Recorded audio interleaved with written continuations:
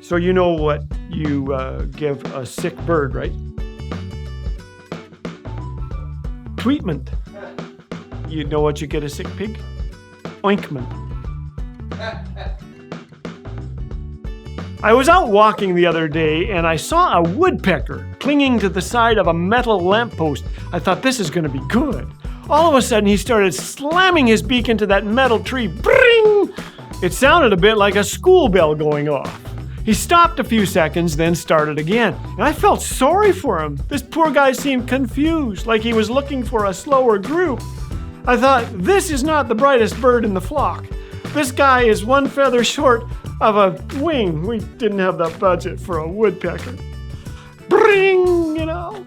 Seriously, how can this bird thwack its head into metal at lightning speed without turning his brains into pudding? Have you ever wondered that?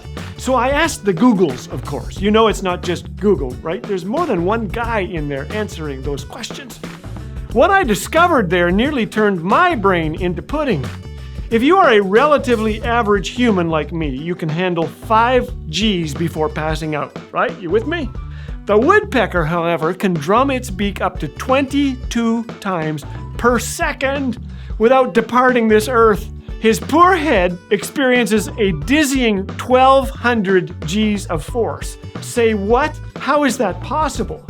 A specially trained fighter pilot in a pressurized suit can experience up to 12 Gs, but at about 46 Gs, our blood vessels go kablam and we shuffle off this mortal coil.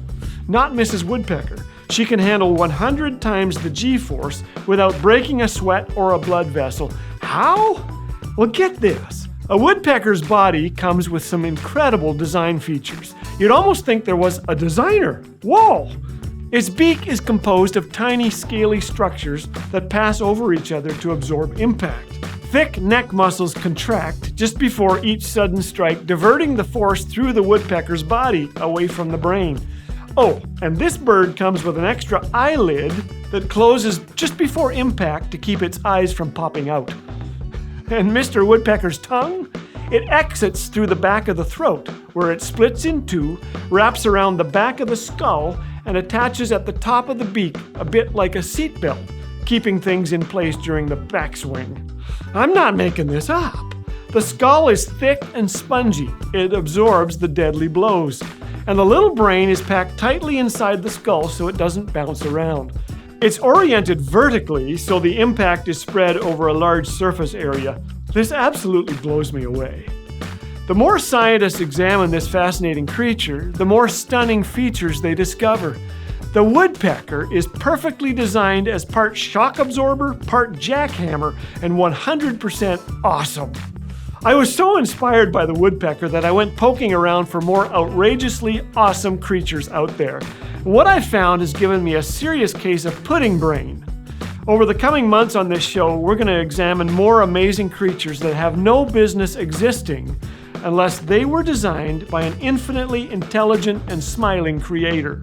From the mantis shrimp to the mimic octopus, this guy, to the humble bee, all of creation expresses the words of Isaiah 63, "Holy, holy, holy is the Lord Almighty. The whole earth is full of His glory." I'm told that a scientist was having a conversation with God one day. He said, you know, science can do everything you can do nowadays. We can walk on water and raise the dead and all of it, so we don't need you anymore.